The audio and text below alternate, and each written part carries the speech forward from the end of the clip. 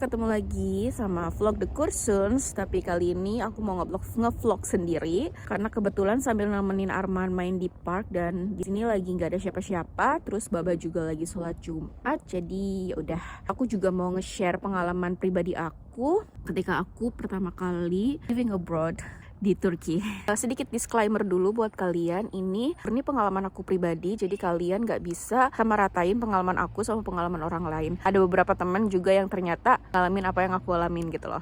Tentang pengalaman berteman selama aku tinggal di luar negeri. Nah, jadi waktu aku masih pacaran sama Baba, aku tuh hitungannya rajin untuk cari orang Indonesia atau siapapun lah, pokoknya diaspora Indonesia yang tinggal di Turki.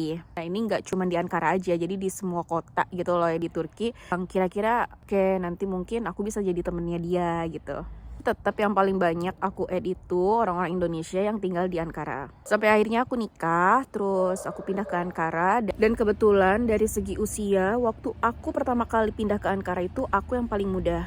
Nah, mostly orang-orang yang udah stay di Ankara waktu itu tuh udah yang hampir seumuran mamaku. Dan jujur mereka tuh semua baik banget sama aku, bener-bener ngebantu aku ketika aku baru datang ke Ankara. Kayak misalnya mereka ngebantu aku cara bikin izin tinggal atau apalah informasi-informasi yang bermanfaat buat aku sebagai newcomer gitu di Ankara. Dan mereka juga rajin banget ngundang aku untuk misal makan ke rumahnya, makan makanan Indonesia yang waktu itu tuh aku masih belum bisa adaptasi ya sama makanan Turki. Jadi aku paling suka kalau udah diundang sama mereka dan makan makanan Indonesia.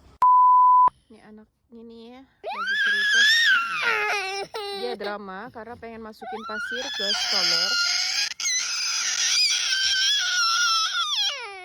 Nah, selama 1,5 tahun semua baik-baik aja. Aku juga nggak bisa bilang kalau misalnya selama kita berteman ini gak ada konflik. Itu ada konflik, tapi bukan aku waktu itu yang ada konfliknya. Jadi misal mereka ada masalah nih satu sama lain, aku kayak cuma jadi dengerin aja. Si A ada masalah sama si B ada masalah sama si A. Udah aku nggak mau mencoba untuk masuk ke masalah mereka, jadi cuma sebagai pendengar aja. Dan sampai akhirnya ada momen dimana aku sendiri yang ada masalah sama salah satu di antara orang-orang Indonesia yang jadi teman aku waktu itu. Aku sambil jalan karena Arman udah ngamuk mau pulang. Jadi lanjut ya, sampai ada momen dimana aku sendiri yang kena masalah sama salah satu teman Indonesia aku di kelompok aku waktu itu. Masalahnya itu kayaknya sebenarnya sepele banget, tapi entah kenapa itu kayak jadi gede gitu loh dan bikin perkumpulan kami itu pecah. Nah, jadi kan di kelompok kami itu ada grup WhatsApp ya waktu itu. Aku nggak cara resmi dikeluarkan sebenarnya dari grup WhatsApp, tapi orang-orang di situ tuh jadi kayak pada keluar satu sama lain. Aku lupa deh tepatnya gimana, yang jelas yang ada akunya itu udah nggak aktif dan orang-orangnya kayak udah pada dikeluarin gitu loh. Sampai akhirnya aku main ke salah satu teman di grup itu yang itu cukup netral. Aku sebenarnya masalahnya cuma sama satu orang ya guys ya. Tapi kayak dia sakit hati banget sama apa yang sudah aku lakukan waktu itu. Aku nggak bisa ceritain ke kalian detailnya gimana, cuman buat aku itu masalah sepele dan aku ngerasa udah minta maaf dan udah kayak udahlah gitu loh, tutup buku aja. Nah, aku main kan ke salah satu teman Indonesia yang di kelompok aku yang netral, yang aku rada nakal. Terus aku lihat ada chat waktu itu di HP-nya dia lagi di dapur. Aku lihat chatnya itu grup. Kan kelihatannya kalau misalnya di HP ini gak sopan sebenarnya, dan gak usah tiru, ini mungkin karena kebetulan aja waktu itu aku ditunjukin. Nah, aku lihat nama grupnya tuh kayak something like pengajian atau apa, tapi isinya itu teman-teman yang dulu satu kelompok sama aku. Kebetulan yang lagi kirim chat itu adalah orang yang bermasalah sama aku, dan dia tuh spill aku di situ. Intinya dia masih kayak sakit hati sama apa yang sudah aku lakukan sama dia, dan aku lihatnya dia kayak influence orang-orang di grup itu untuk nggak suka sama aku juga. Tapi aku lihat beberapa orang di situ yang netral ya. Ya udahlah, nggak usah diperpanjang. Masalahnya udah selesai, kamu nggak usah bikin ribet lah intinya. Aku lihat dia masih kayak, ya si dia ini salah gitu. Dia ini harus minta maaf sama kita semua dan dia udah bikin sama kita jelek gitu loh di Ankara, kata dia gitu. Kita guys baru sampai rumahnya teman aku. Ini si bocil. Nanti aku lanjutin cerita di atas. Oke, sekarang aku udah di rumah teman aku dan kebetulan Arman juga tidur, jadi aku tenang ya. Sekarang aku mau lanjutin cerita yang tadi kepotong.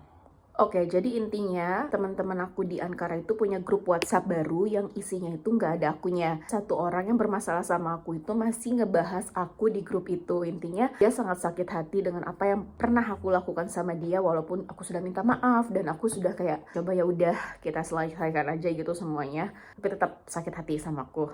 Jujur, selama itu tuh aku bermasalah sama dia dan kebetulan aku tahu kalau aku masih dibahas, itu efek banget ke psikologi aku, ke kesehatan aku juga. Karena aku kan dulu orangnya kepikiran banget ya, kalau aku ada masalah tuh kepikiran. Sampai akhirnya aku tuh kurus banget ketika aku bermasalah sama teman aku itu. Aku jadi kayak sering nangis ketika aku ada masalah itu. Pokoknya hampir kayak setiap hari aku nangis ke Mustafa. Dan aku ngerasa aku gak punya teman di Ankara. Walaupun gak semuanya ngejauhin ya, gak semuanya ngejauhin aku. Ada beberapa yang netral dan mereka masih mau berteman sama aku dan gak mau mikirin ya udahlah itu salah, ya udah masalah gitu, udah selesai. Kita gak ada masalah. Toh mereka ngerasa gak ada masalah sama aku dan mereka gak kesinggung dengan apa yang aku lakukan. Long story short, aku mencoba untuk menyelesaikan masalah ini dengan datang ke rumahnya dia, yang orang bermasalah dengan aku, yang orang yang ngerasa aku bikin dosa besar itulah ya.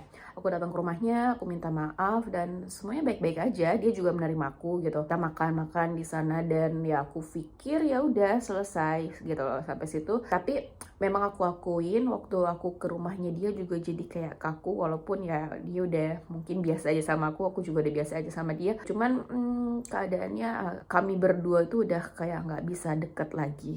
Aku nggak bilang kalau orangnya itu jahat ya sama aku. Dia adalah salah satu orang yang paling baik dulu sama aku, yang membantu aku banyak ya. Cuma ada beberapa momen dimana kami berdua ini nggak cocok untuk jadi teman dekat. Tapi dengan adanya masalah aku sama dia waktu itu, jadi ngefek ke aku yang jadi lebih selektif untuk memilih teman di negeri rantau. Intinya, kita itu harus selektif untuk memilih teman ketika kita jauh dari Indonesia. Sebenarnya ini nggak cuma berlaku untuk kalian yang tinggal di luar negeri ya, di Indonesia pun kalian juga harus pinter-pinter memilih teman. Dan sebenarnya nggak semua orang itu teman kamu gitu, dan nggak semua orang tuh nganggep kamu itu temennya.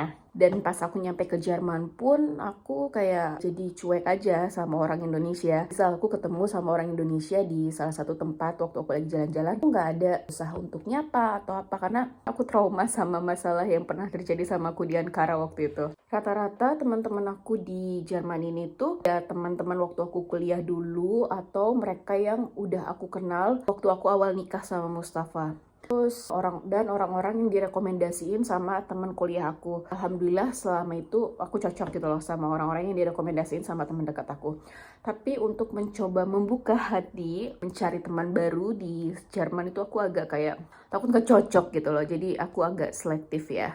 Aku ngerasa aku udah terlalu tua untuk ketemu sama drama-drama pertemanan lagi. Aku udah punya anak juga, masalah aku di rumah juga udah cukup banyak. Aku nggak mau ada masalah-masalah nggak perlu yang harus nguras emosi aku. Misal sekarang ada temen yang tiba-tiba ngejauh dari aku, ya udah aku iyain aja gitu loh. Aku nggak mau nanya ke mereka kenapa mereka menjauhi aku. Aku udah kehabisan tenaga untuk mencari tahu hal itu gitu. Aku cuma mau hidup tenang, bahagia sama keluarga kecil aku tanpa ada embel-embel masalah pertemanan. Ya kalau misalnya ada emosi mau temenan sama aku, alhamdulillah. Kalau misalnya enggak juga ya nggak apa-apa. Toh satu-satunya sahabat terbaik aku tuh cuman suami aku nanti, karena dia akan menemani aku seumur hidup aku. Aku juga cuman mau kasih pesan buat teman-teman nih, misal yang sekarang ada hubungan sama orang luar negeri, manapun, mau orang Turki, orang Amerika, orang Eropa gitu kan. Kalian juga harus sedikit selektif ya ketika kalian memilih teman di negeri rantau. Gak semua orang itu cocok untuk jadi teman kamu.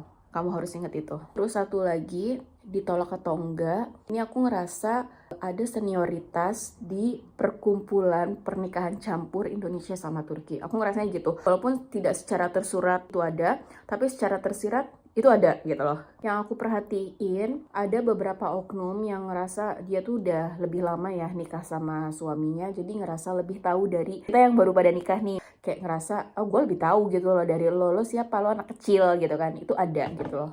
Aku nggak tahu fenomena ini tuh ada juga atau enggak di komunitas pernikahan campur lain selain sama orang Turki. Kalau misalnya kalian ada pengalaman yang sama kayak aku, kalian bisa komen di bawah. Ya gitu deh, sekian curhat-curhat dari aku. Lama banget sebenarnya pengen cerita kayak gini, tapi aku takutnya ada yang kesinggung sama cerita aku. Tapi dipikir-pikir ya udahlah ya, mau diterima atau enggak ya ini kan pengalaman aku. Ya udah gitu loh.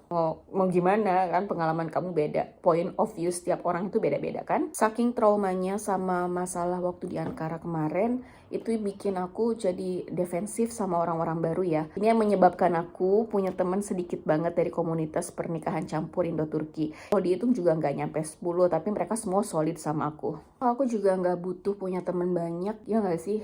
Mendingan kamu punya teman sedikit, tapi semuanya itu kayak berkualitas dan cocok sama kamu. Itu yang paling penting, guys. Tapi aku nggak menutup diri kalau misalnya ada yang ngajakin aku ngumpul nih, datang ke rumahnya banyakan gitu. Aku ya pengen aja datang ya.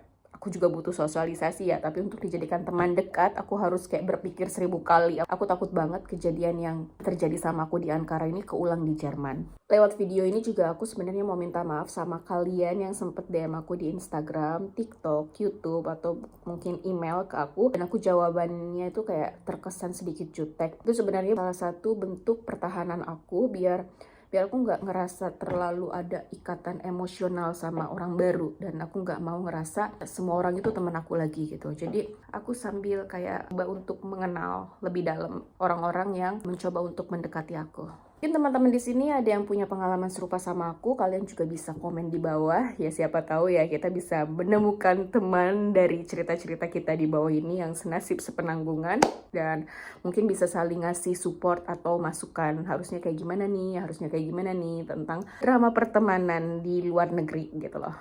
Jadi segitu dulu video dari aku, video curhat-curhatnya. Nanti aku bakal lanjut sama video curhat selanjutnya yang kalau aku ada waktu buat curhat sih ya. Kasih buat teman-teman yang udah nonton. Kalau misalnya kalian suka video ini, kalian bisa klik like, atau misalnya kalian mau ngebagiin video ini juga kalian bisa klik share. Buat teman-teman yang belum subscribe, kalian bisa subscribe, oke? Makasih semuanya. Digurus-urus. Bye bye.